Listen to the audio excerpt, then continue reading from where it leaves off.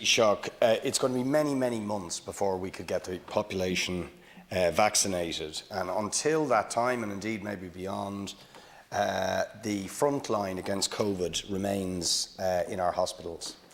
I want to just respond to this systematic misrepresentation on your part of the issue around student nurses and midwives arising from the motion we put a number of weeks ago.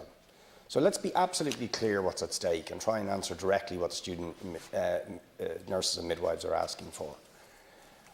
During COVID, they have been covering the gaps of many sick, infected healthcare workers. Okay? Number one.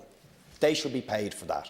That hasn't changed because COVID is still with us and it will remain with us for at least another 6 to 8 months, if not longer. So pay them. Will you simply pay them for that work?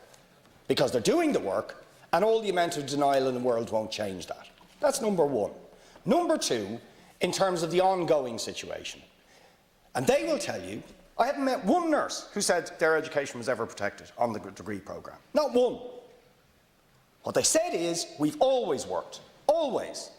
Now, they want a degree programme, yes, but they also want to be paid for the work they're doing and for the denial to end. And by the way, if you paid them for the work they were doing, that would protect their education, because they wouldn't have to be doing loads of work on the side when they're supposed to be studying. Thank you, Deputy. And indeed, you should add to that by not imposing 3,000 to 7,500 fees on their back as well.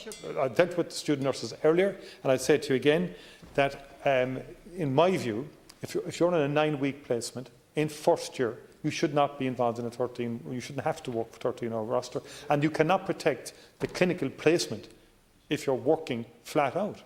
I mean, that is not what the degree programme is about. And I think any employer, be very careful because your words get twisted all the time around here. An employer should not abuse student nurses in that situation. Thank you.